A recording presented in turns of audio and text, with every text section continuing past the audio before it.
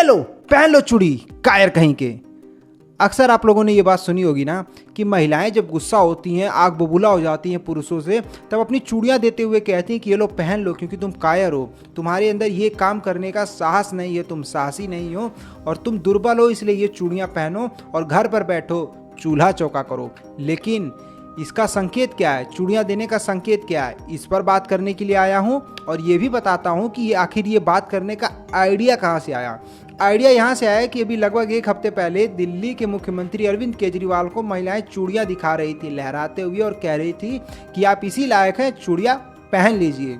लेकिन इसका संकेत क्या है, आखिर ये चूड़ियां दिखाना शुरू कहाँ से हुआ और इसका मतलब क्या दिखाया जाता है, इसी पर बात करने के लिए आए हूँ और उम्मीद करता हूँ कि आप इस वीडियो में बने रहेंगे और मेरे विचारों के साथ कुछ अपना विचार भी मिलाएंगे और कमेंट बॉक्स में इसके बारे में कुछ बताएंगे।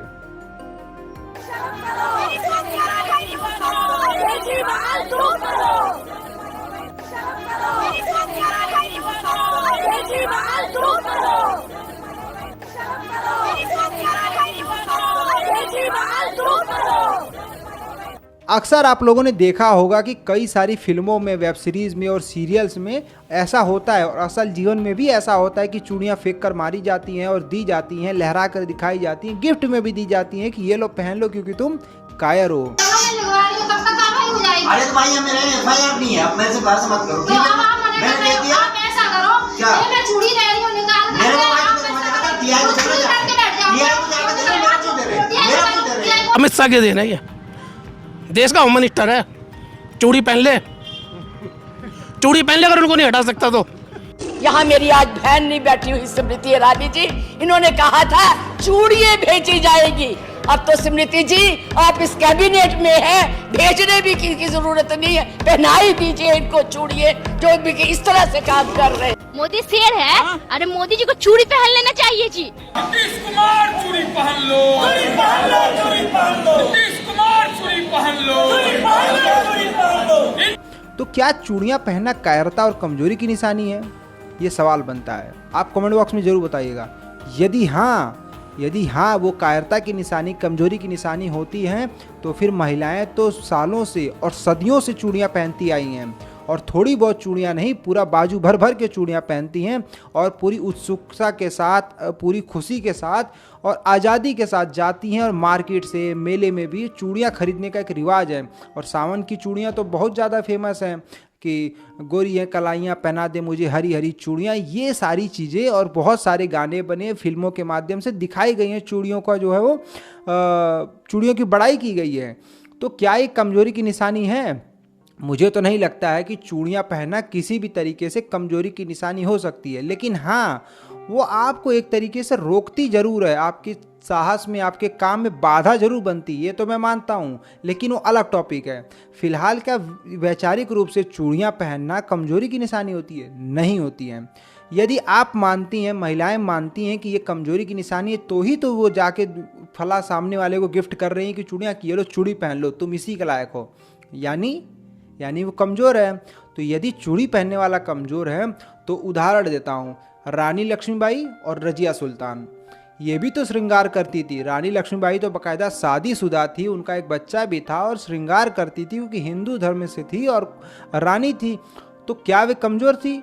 कहीं से कमजोरी नहीं थी, क्योंकि उनके पास शिक्षा थी और वो जानती थी कि हर चीज़ का अपना समय होता है। जब श्रृंगार करने का समय होता तब श्रृंगार करती हूँ और जब युद्ध करने का समय होता तब युद्ध करती हूँ। इसमें चूड़ी और साहस का कोई वो नहीं है कि चूड़ी पहन ली तो साहस खत्म हो गया, ऐसा कुछ नहीं है। कई सारी योद्धाएं जो रानी के साथ और भी महिलाएं लड़ती थी, तो ऐसा हो सकता है कि वो चूड़ियाँ पहन कर लड़ती हों। और कई सारी घर में महिलाएं होती हैं जो अपना काम करती हैं, मंत्रालय में हमारे देख लीजिए सब चूड़ियाँ पहनती हैं, तो क्या वो साहसी नहीं है? वो साहसी हैं और काम कर भी रही हैं। तो चूड़ी लहरा कर दिखाना और ये कह देना कि ये लो पहन लो, ये मुझे कुछ बहुत बढ़िया नहीं लग रहा है। आप भी इस पे कमेंट बॉक्स में जरूर बताइएगा कि आपको क्या लगता है। यदि हम अपनी पौराणिक कहानियों की बात करें तो वहाँ पर भी कई सारी ऐसी वीरांगनाएं, ऐसी महिला वीरांगनाएं रही हैं जो योद्धा थी और साथ में श्रृंगार भी करती थी।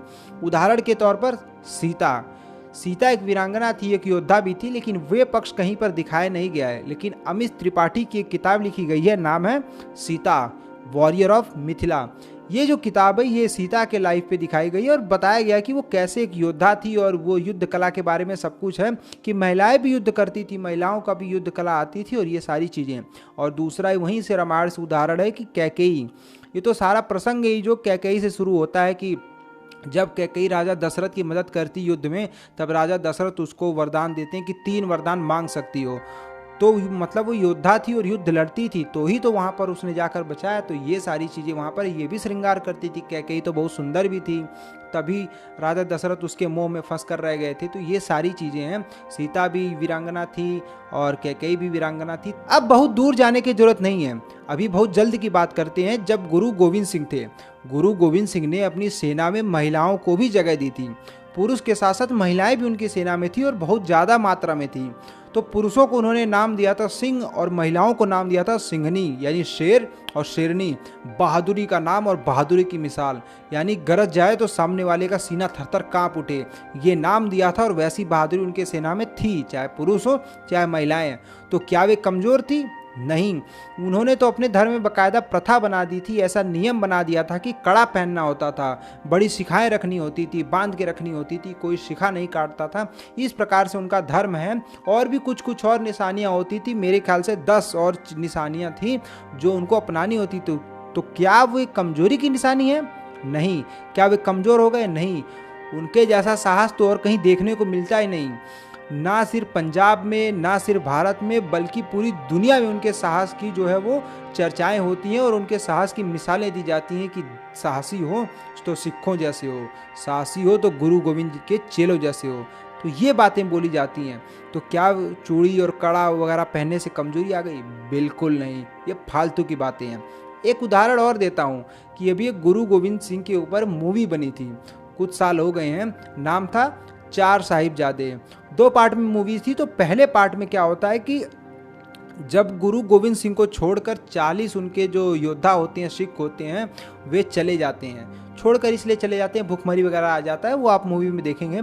तो वे जब चले जाते हैं तो उनको जब अपने घर जाते हैं तो उनकी जो महिलाएं होती हैं वे ऐसा ही करती हैं, उनको चूड़ी देख के मारती हैं और मतलब बोलती हैं ये लो पहन लो चूड़ी और बैठ जाओ अपने घर में और चूल्हा चौका करो। तो ये चीज़ कह के पहले तो वो दिखाती है कि कमजोरी की निशानी है। वहाँ पर ये चीज़ नोटिस करने वाली है कि वो कमजोरी की निशानी, लेकिन अगले ही पल ये चीज़ बदल जाती है जब वही महिला तलवार उठाती है और कहती है कि अब मैं युद्ध लड़ूंगी। तू मेरे पोते को उन 40 सिंगों जैसा डरपोक बना रही है जो गुरु साहब को किले में छोड़ आए थे। तुझे पता भी है जब वो भगौड़े घर गए तो घर वालों ने उनकी क्या हालत की? लो पहन लो चूड़ियां मेरी और संभालो अपना चौका चूल्हा। अपनी तलवार मुझे दो, मैं गुरु की सिंहनी बन के मैदान में डट जाती हूँ। मेरी बात तो सुनो। जो गुरु का सिंह नहीं वो सिंहनी का भी सिंह नहीं। मैं अपने गुरु के दुश्मनों से खुद लड़ूंगी। यानी इससे क्या पता चलता है कि जो चूड़ियां हैं ये बंधन तो है कहीं ना कहीं, कमजोरी की निशानी नहीं है कि जो चूड़ी पहन ले वो कमजोर हो जाए, ऐसा कहीं कन्फर्मेशन तो नहीं है।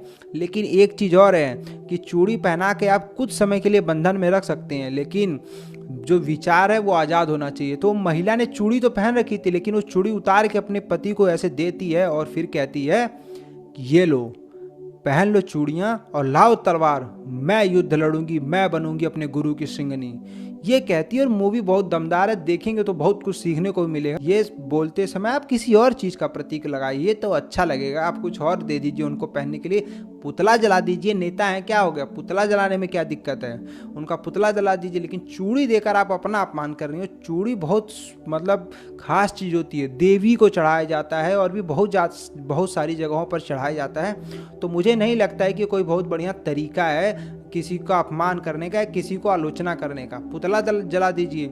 और यदि आप मानती हैं कि कमजोरी की निशानी है ही है, मान लीजिए चूड़ी कमजोरी की निशानी है, तो एक और चीज़ की जा सकती है। वो क्या?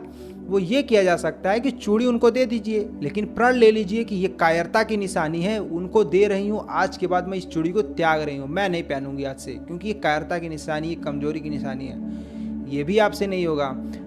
गुड़ खाऊंगी लेकिन गुलगुले से परहेज करूंगी। कुल मिला के बात इतना था। समझदार होंगी तो आप समझ गई होंगी, पुरुष भी समझदार होंगे तो अपनी महिलाओं को, अपने घर के लोगों को समझाएंगे, और बाकी तो भगवान मालिक है, क्या कर सकते हैं। तो इस वीडियो के लिए इतना ही था। मैं अपना विचार रख चुका हूँ और आपसे उम्मीद करूँगा कि कमेंट बॉक्स में अपना विचार रखिए। धन्यवाद।